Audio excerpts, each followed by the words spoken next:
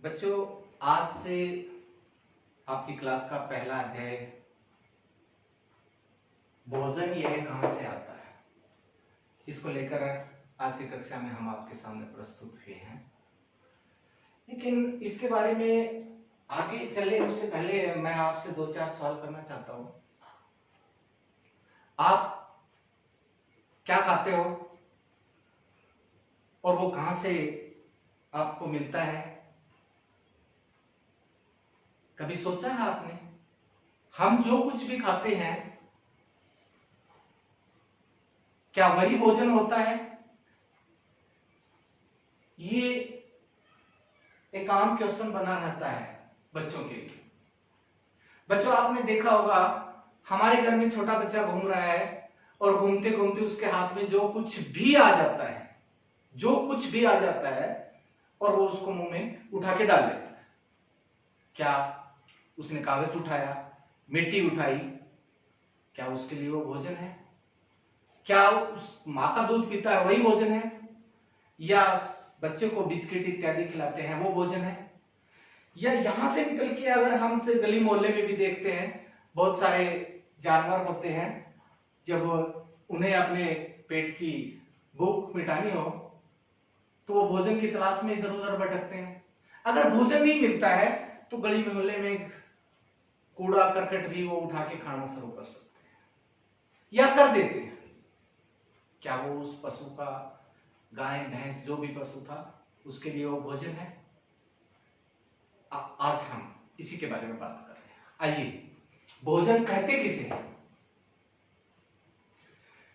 खाने योग्य वे सभी पदार्थ जो किसी जीव को जीवन की सभी प्रक्रियाओं को सुचारू रूप से संचालन के लिए ऊर्जा प्रदान करते हैं, उन्हें भोजन कहते हैं। यहां पर एक शब्द आया है, सभी प्रक्रियाएं, जीवन की सभी प्रक्रियाएं। इन सभी प्रक्रियाओं से हमारा अभिप्राय है, हम चलते हैं, हम हंसते हैं, हम बोलते हैं, नाचते हैं, गाते हैं, देखते हैं, सुनते हैं। ये जितनी भी प्रक्रियाएं हमारा शरीर करता है, ये सभी जीवन की प्रक्रियाएं हैं। लेकिन इन सभी जीवन की प्रक्रियाओं को करने के लिए शरीर को सर्वप्रथम ऊर्जा की आवश्यकता होती है। वो ऊर्जा हमें भोजन से ही प्राप्त होती है। लेकिन इस ऊर्जा के साथ साथ में आपका पेट संपूर्ण रूप से भरा हुआ है, अभी सुबह सुबह खाना खाया था, फिर हम दोपहर होती है तो भूख लगती है, फिर भी खाना ले लेते हैं, शाम होती है फिर भी खाना ले लेते हैं। लेकिन कई बार देखा हमने, हमारा पेट भरा हुआ है भोजन से और फिर हम बीमार हो जाते हैं, कमर दर्द हो जाती है, पीठ दर्द हो जाती है, या कई बार चलने में दिक्कत भी होती है। और कुछ समय के बाद में या कुछ दिन के बाद में हम स्वस्थ भी होते हैं। ऐसा क्यों हुआ? भोजन तो हमने ले रखा है, और जबकि परिभाषा ये कहती है कि जीवन की सभी प्रक्रियाओं का सुचारू रूप से संचालन। हमारे भोजन में कहीं ना कहीं कमी है। जो ऊर्जा देने वाले पदार्थ है उसके साथ साथ में हमारा भोजन कुछ अन्य पदार्थ भी प्रदान करता है, जो शरीर में इस तरह की विषम परिस्थितियां पैदा होती है उनको दूर करता है। बच्चों, ये जो अन्य विषम परिस्थितियां हैं इसके बारे में डिस्कस हम अगली कक्षा में करेंगे, लेकिन अभी लेके चलते हैं सिर्फ भोजन के ऊपर। हाँ, तो ये जो भोजन है, जो ऊर्जा देता है, जीवन की सभी प्रक्रियाएं हमें प्रदान करता है, इनको संचालन करने में हमारे शरीर की मदद करता है। ये भोजन होता क्या है? हमारे सामने आए तो हम उसको पहचाने कैसे? हमने कहा जो कुछ भी खाने योग्य पदार्थ है वो भोजन है। जैसे सभी प्रकार के फल, आप आम खाते हो, अमरूद खाते हो, पपीता खाते हो, कुछ फलों के जूस भी पीते हो, वो सारे फल भी भोजन ही हैं। इसी प्रकार से हमारे घर के अंदर से जो जो सब्जियां बनती है, आलू, बैंगन, घिया, तोरी, ये सभी प्रकार की सब्जियां भी भोजन में ही आती है। और सभी प्रकार के अनाजों से बने खाद्य पदार्थ।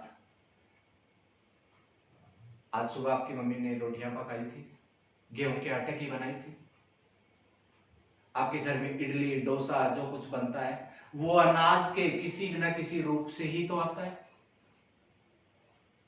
तो जो भी अनाजों से जो भी खाद्य पदार्थ बनते हैं, चाहे वो रोटी क्यों ना बनी हो, चाहे इडली क्यों ना बनी हो, चाहे डोसा क्यों ना बना हो, वो भी भोजन के अंतर्गत ही आते हैं, या दूसरे शब्दों में कहिए ये सभी भोजन ही हैं।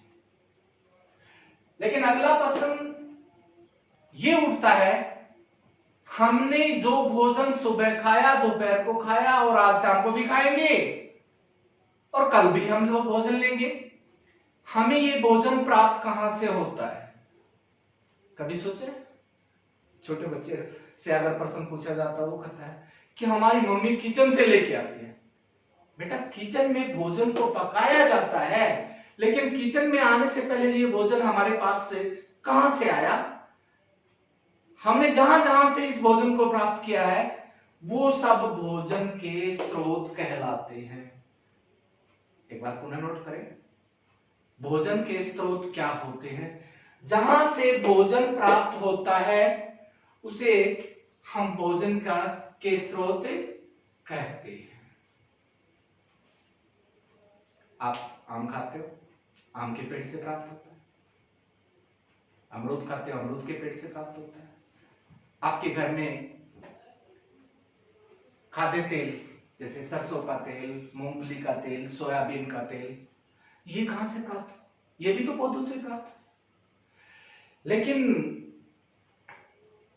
आप आमलेट भी खाते हो, आमलेट बनाने के लिए अंडा चाहिए।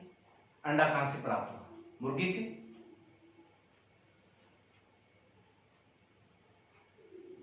खाद्य तेल मछली का तेल भी होता है, घी भी होता है, जिससे हम किचन के अंदर से बहुत ज्यादा खाद्य पदार्थ बनाते हैं, उनमें इसका प्रयोग करते हैं। तो यहाँ हमने जो बताया, आम, अमरूद, मछली, अंडा, घी, मक्खन, ये सारे क्या है? भोजन है। लेकिन ये कहां से प्राप्त हुए? ये भोजन के स्रोत हैं। कुछ हमारे भोजन है हमें पेड़ पौधों से प्राप्त हुए और कुछ जंतुओं से प्राप्त हुए। तो दूसरे शब्दों में ये भोजन के स्रोत प्रत्यक्ष या अप्रत्यक्ष रूप से हमारे सामने आते हैं। तो वो दो ही प्रकार के हैं। पहला है पादप स्रोत, दूसरा है जंतु स्रोत। आइए इन दोनों को, पादप स्रोत और जंतु स्रोत को, हम अलग अलग बेहतर ढंग से समझने की कोशिश करते हैं। चलिए, सेब, अनार, जो कुछ भी फल आपको मार्केट से मिलता है, चाहे वो पपीता हो, चाहे केला हो, कुछ भी फल नाम से मार्केट में आपको मिलता है, वो पादप स्रोत है। आम का फल है, वो पादप स्रोत नहीं है। आम कौन से पौधे से प्राप्त हुआ, वो पादप स्रोत है। अमरूद का फल पादप स्रोत नहीं है, अमरूद का पौधा पादप स्रोत है। इसी प्रकार से अन्य फल भी जिन पौधों से प्राप्त हुए हैं वो पादप स्रोत है। अगला लेते हैं। हमारे घर में मैंने पहले बताया था विभिन्न प्रकार की सब्जियां आती हैं। पहले बता चुका हूं मैं, सब्जियां घिया, तोरी। आप एक बार नजर डालो अपने किचन के ऊपर, कल कौन सी सब्जी बनी थी, परसों कौन सी बनी थी घर में। उन सब्जियों को एक बार से अपने दिमाग में सामने लेके आओ।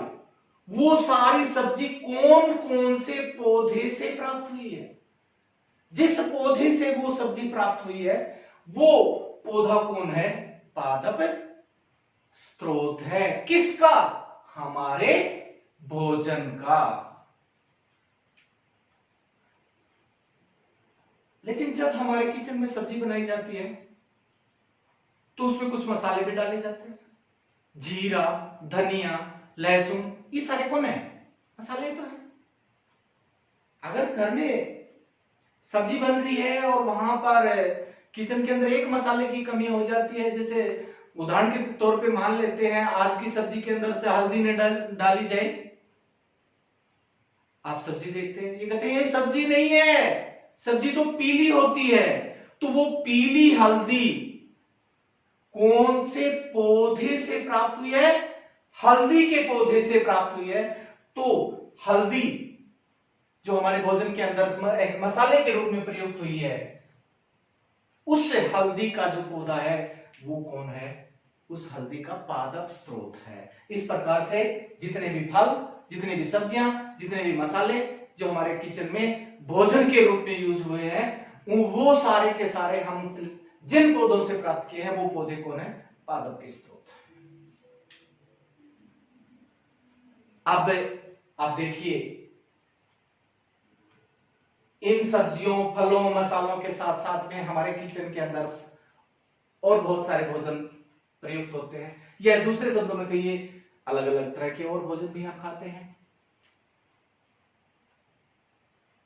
वो जो भोजन खाते हैं इन पादप स्रोतों से, अलग तरह के स्रोत से प्राप्त होते हैं। वो स्रोत कौन से हैं? उनका नाम आता है जंतु स्रोत, के अंतर्गत नाम आता है उनका जंतु स्रोत। वे सभी प्रकार के जंतु जिनसे हम भोजन प्राप्त करते हैं, वे जंतु स्रोत कहलाते हैं। हम भोजन इन जंतुओं से प्राप्त करें, वो भोजन हमें प्रत्यक्ष रूप से भी प्राप्त हो सकता है और अप्रत्यक्ष रूप से भी प्राप्त हो सकता है। तो उस भोजन को देने वाले, उत्पन्न करने वाले ये जो जंतु हैं, उनके ऊपर एक बार नजर डालें। जैसे आपने दूध लिया, दूध कहां से प्राप्त हो? गाय से, भैंस से। तो भैंस क्या है? दूध देने का एक स्रोत है। गाय क्या है? दूध का एक स्रोत है। तो गाय, भैंस, भेड़, बकरियां, ये किसके अंदर आ गई? जंतु स्रोत। तो जंतु स्रोत को हम थोड़ा सा विस्तार से आगे और बताएं तो दूध देने वाले जंतु जो मैंने बताए थे, गाय, भैंसे, भेड़, बकरियां, ये सारे दूध देने वाले जंतु। लेकिन मैंने एक शब्द यूज किया था, शायद आपने ध्यान दिया हो बच्चों, जंतुओं से हमें जो भोजन प्राप्त होता है वो प्रत्यक्ष या अप्रत्यक्ष रूप से। दही पिया, पनीर खाया। अब पनीर की बात करें, दही की बात करें, तो भैंस के पास लेने जाएं तो भैंस दूध तो दे देती है, पनीर थोड़ी देती है, दही थोड़ी देती है। तो हमने क्या देखा कि दूध और दही भैंस से भी हम मांगते हैं तो भैंस से नहीं मिलता, या भैंस से दूध निकालते हैं उसके थनों से तो दूध ही निकलेगा, दही और पनीर नहीं निकलेगा। तो हमने क्या किया, दूध से फिर दही में, दही को बनाया, दूध से ही हमने पनीर को बनाया। तो ये जो दही का बनना, पनीर का बनना, ये भोजन है, हालांकि प्राप्त तो भैंस से हुआ है लेकिन अप्रत्यक्ष रूप कहलाया है। दूध है जो हमें भैंस से प्राप्त हुआ, गाय से प्राप्त हुआ, दूध प्रत्यक्ष रूप से प्राप्त हुआ है, एक जंतु स्रोत से प्रत्यक्ष रूप से प्राप्त हुआ है। दही है, पनीर है, इस तरह के जो भोजन है हमें प्राप्त हुए, वो अप्रत्यक्ष रूप से ही जंतुओं से प्राप्त हुए हैं। आगे मांस, अंडे की बात करते हैं। मांस व अंडा प्रदान करने वाले सभी जंतु भोजन के जंतु स्रोत हैं। कुछ लोग मीट खाते हैं,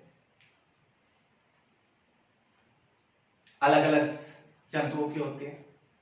आमतौर पे आपको सुनने में भी आएगा बकरी की मीट खाई जाती है, बकरी का मांस खाया जाता है।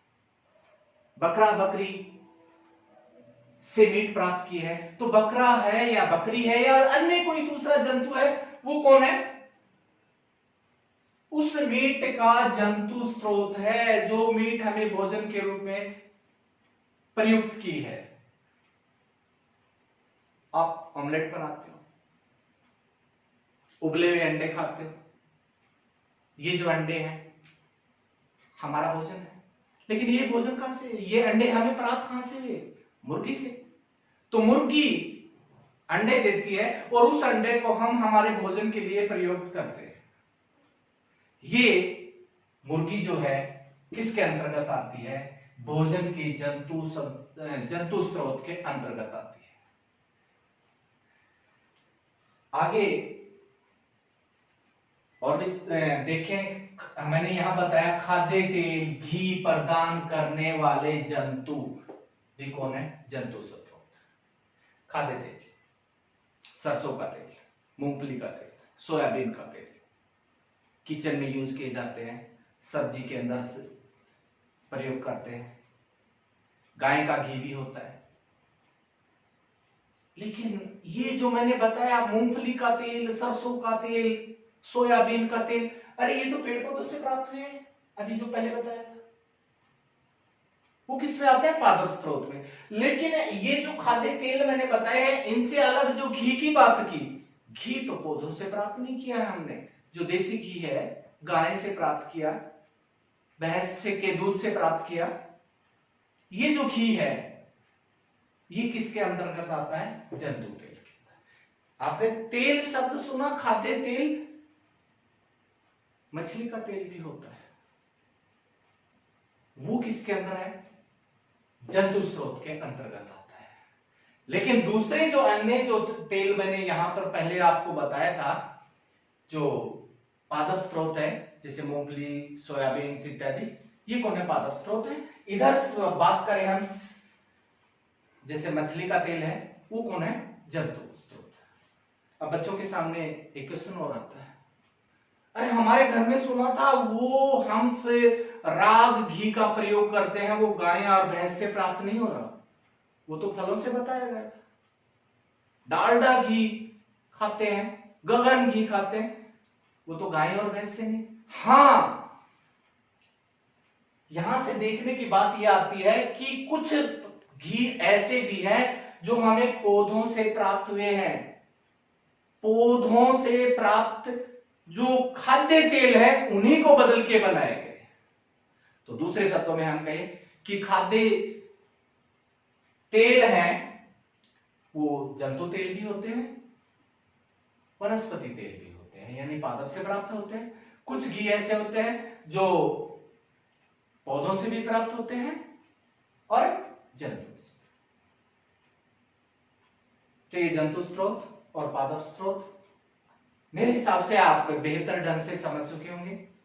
लेकिन ये इन स्रोतों से हमने आम, अमरूद, सेब, घी, मक्खन इत्यादि जो प्राप्त किए हैं, ये भोजन के कौन से भाग के अंदर आते हैं? भोजन के इस भाग को हम किस नाम से जानते हैं? आइए समझ। भोजन के इन भागों को हम भोजन के उत्पाद के नाम से जानते हैं। भोजन के उत्पाद, भोजन के स्रोतों से प्राप्त पदार्थ जैसे आम, दूध, पनीर, घी, तेल, जीरा, नींबू, पपीता, ये सारे कौन आते हैं? इनको हम किस नाम के अंतर्गत आते हैं? इनको हम भोजन के उत्पाद ही कहते हैं। जैसा कि पहले बताया था, भोजन के स्रोत अलग अलग हैं, पादप स्रोत और जंतु स्रोत। पादप स्रोत से जो चीजें हमें प्राप्त हुई है, जैसे पहले बताया था कि आम, सेब, केला, आलू, टमाटर, तोरी, हल्दी, जीरा, सरसों, तिल, सूरजमुखी, जो सारे घर में प्रयोग हुए हैं भोजन के रूप में, वो सारे के सारे पादप उत्पाद कहलाते हैं। मैं एक बार पुनः दोहरा रहा हूं, पेड़ पौधों से जो भी खाने के लिए वस्तु हमें प्राप्त होती है वो पादप उत्पाद कहलाते हैं। एक बार फिर देखिए आप, अगर समझ में नहीं आया है तो बच्चों ध्यान से सुनो। वीडियो को एक बार पॉज करके, पॉज में रोक के आप दोबारा भी देख सकते हो। हमारा यहां पर एक ही मकसद है, इस चैप्टर के प्रत्येक पहलू को हमें बेहतर ढंग से समझना, बस एकमात्र यही पहलू। और मैं भी यहां आप लोगों के सामने इसी उद्देश्य की पूर्ति के लिए प्रस्तुत हूं। आगे देखें, हमने बात की थी पहले पादप और जंतु स्रोत में, वहां पर जंतु स्रोत बताया था। तो जंतु स्रोतों से मैंने कहा था मांस, अंडे, पनीर, घी, सरसों का तेल, मूंगफली का तेल। यहां पर आके बच्चा फिर कंफ्यूज होता है, जैसे मैं पहले भी बता इसको, जो मूंगफली सरसों का तेल है ना, इनको निकाल देना। यहाँ एक तेल शब्द यूज करते हैं जो जंतु से प्राप्त हुआ है। एक बार फिर देखिए, शायद मेरी बात समझ में नहीं आई आपको। जो जंतुओं स्रोतों से जो भी खाने की वस्तु प्राप्त हुई है, जैसे मांस प्राप्त हुआ है आपको, अंडा प्राप्त हुआ है आपको, पनीर प्राप्त हुआ है, घी प्राप्त हुआ है, मक्खन प्राप्त हुआ है, ये सारे के सारे जंतु उत्पाद। इन दोनों पे एक बार गौर फरमाएं, इस पे और यहां पर पादप और जंतु उत्पाद पे गौर फरमाएं। ये जो पादप उत्पाद हैं आपके घर में आ गए, आप इनको जैसे आए हैं सीधा वैसे भी खा लेते हैं। लेकिन इनमें से कुछ एक ऐसे हैं, हंस पेड़ पौधों से जो प्राप्त हुए, यहां पर वो कच्चे रूप में है, उनको हम नहीं खाते, तो किचन में पकाते हैं। पकाएंगे तो वो एक नए रूप में बदल जाएंगे, उसके बारे में हम बाद में बात करेंगे। इसी तरह से जंतु जो उत्पाद होते हैं, जैसे मांस प्राप्त हुआ भोजन के लिए, लेकिन हम सीधा उसको नहीं खाते, उसको पका के खाते हैं। अंडा प्राप्त हुआ, उसको भी दूसरे रूप में। दूध प्राप्त हुआ, दूध को डायरेक्ट भी ले लेते हैं हम, और दूध को दूसरा रूप में बदल के, जैसे दही में, पनीर में, घी में बदल के भी ले सकते हैं। ठीक है बच्चों, भाई बात समझ में आ रही है मेरी? तो ये जो हमने लिया, कच्चे रूप में लिया भोजन के लिए, या उसको बाद में पकाना उस रूप में, ये सारे के सारे कौन है? भोजन के उत्पाद। अगर शुरुआत से लेकर अब तक की बात के ऊपर गौर की जाए, एक बात आपको कंफ्यूज कर सकती है। वीडियो को आप पुनः देखेंगे तो उस जो कंफ्यूजन वाली बात को कर रहा हूं वो आपको दूर कर सकती है। बच्चा कंफ्यूज हो जाता है, पादप स्रोत के नाम भी वही आ रहे हैं, पादप उत्पाद के नाम भी वही आ रहे हैं। एक बार फिर देखिए पीछे करके वीडियो को, दोनों में डिफरेंस क्लियर हो जाएगा अगर कंफ्यूजन होता है तो। वरना मेरी भरसक कोशिश यही है कि आपको कोई कंफ्यूजन इस बारे में ना हो। तो ये तो होगी पादप उत्पाद और जंतु उत्पाद की बात। अब हम घर के अंदर खाना बनाते हैं, आपको दिन में कम से कम 3 बार सुनने को मिलता है। आपकी मम्मी कहती है बेटा मैंने रोटियां पकाई या रोटियां बनाई। अब रोटी शब्द जो आता है वो अभी तक हमने डिस्कस किया पादप उत्पाद और जंतु उत्पाद में कहीं भी नहीं आया। कई बार मम्मी कहती है बेटा आज मैंने खाने में खीर बनाई है, तो अभी तक तो डिस्कस किया, वहां पे खीर शब्द तो कभी कहीं नहीं आया। या किसी पौधे से खीर प्राप्त नहीं हुई, या किसी जंतु से प्राप्त नहीं हुई। इस तरह से आमलेट है, इडली है, डोसा है, ये सारे वहां से प्राप्त नहीं हुई। लेकिन यहां पर सोचने की या देखने की बात ये है कि ये जो शब्द मैंने अभी यूज किए हैं, रोटी है, खीर है, ऑमलेट है, इडली है, डोसा, बहुत सारे और, इनको किचन में जब तैयार किया जाता है तो एक उत्पाद से नहीं दूसरे उत्पाद को भी उस पे मिलाना पड़ता है, या इनमें से अलग अलग पादप उत्पाद है तो अलग अलग उत्पादों को आपस में एक दूसरे के साथ मिला के तैयार किया जाता है। तो इनको हम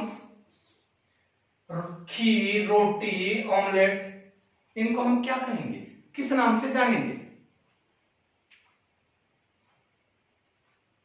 इनको हम जानेंगे भोजन के संकट के।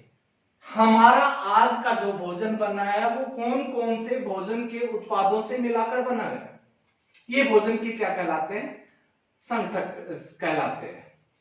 तो भोजन के संकट की बात करें, जैसे उदाहरण के तौर पे मैं बात करूं, उससे पहले इसकी परिभाषा बता देता हूं। वे सभी कच्चे पदार्थ जिनसे हम भोजन तैयार करते हैं उन्हें हम भोजन के संकट कहते हैं। देखिए एक उदाहरण के द्वारा लेते हैं, खीर। खीर किससे बनाई जाती है?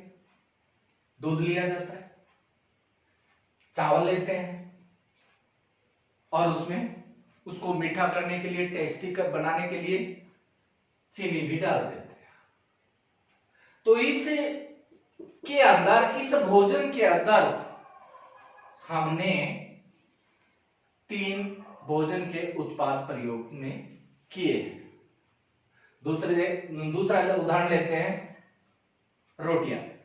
जब जब रोटियां बनाई जाती है तो किसी ना किसी पौधे से प्राप्त अनाज के आटे से, और उस आटे के अंदर पानी डाला जाता है ताकि आटा हम गूंथ लें, और उसमें थोड़ा सा टेस्ट पैदा करने के लिए हम क्या डाल लेते हैं, नमक डाल लेते हैं। तो इस भोजन का, ये जो भोजन है हमारा रोटियां, इसके अंदर क्या क्या मिला, ये भोजन के कौन है, संकट है। रोटी के संकट क्या है, आटा, पानी, नमक। इसी तरह से ऑमलेट की बात करें, ऑमलेट के संकट क्या है, अंडा। आप जिससे भी अंडे को खाते हैं या पसंद करते हैं, ये मुर्गी का भी हो सकता है, दूसरे और बहुत सारे पक्षी भी है, बटेर है, तीतर है, किसी का भी हो सकता है। अंडा, अंडे को फिर फ्राई करने के लिए उसके अंदर से आप कोई वनस्पति तेल भी ले सकते हो, या देसी घी भी ले सकते हो, वनस्पति घी भी ले सकते हो, और उसमें टेस्ट और बढ़िया टेस्ट पैदा करने के लिए आप मिर्च मसाले भी डालते हो। सॉरी, आमलेट नामक जो भोजन है उसके संकट कौन बने, अंडा, तेल, घी, मसाले।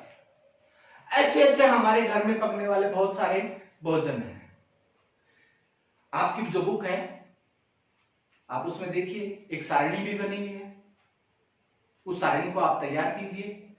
इस तरह के भोजन दिए हुए हैं, उनके संकट क्या होंगे, आप खुद अपने हाथों से उसको तैयार करें, लिखने की कोशिश करें, ठीक है। अब इससे आगे हम चलें, पौधों से हमने जो ये भोजन प्राप्त किए, भोजन के उत्पाद प्राप्त किए हैं, पौधों के कौन से भाग से प्राप्त हुए हैं, या ये कहें कि पौधे का वो कौन सा भाग है जो खाने में प्रयोग किया जाता है।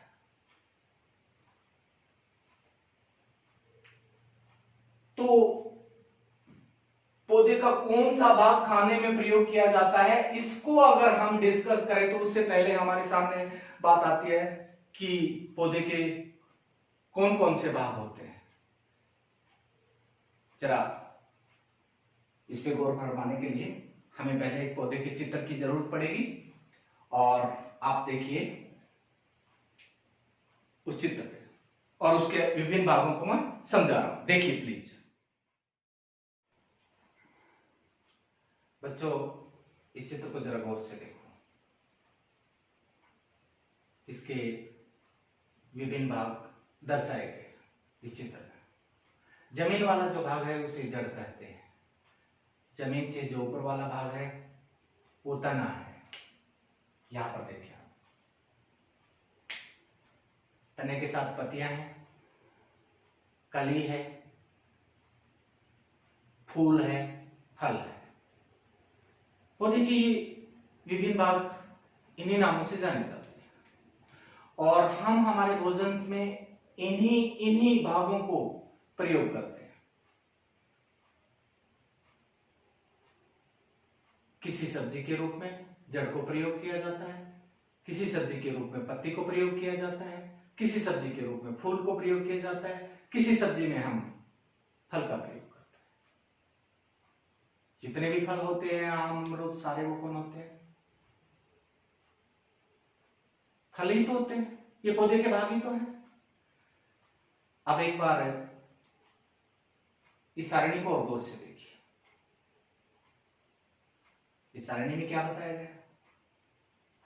पौधे का नाम दिया हुआ है और उस पौधे के उस भाग का नाम दिया गया है जिसको हम खाने में प्रयोग करते हैं। जैसे यहां देखो, आम, और इसके सामने क्या दिया हुआ है? फल। यानी ये फल क्या है? पौधे का वो भाग है जो खाने में प्रयोग हो रहा है। आगे लिखा है आलू।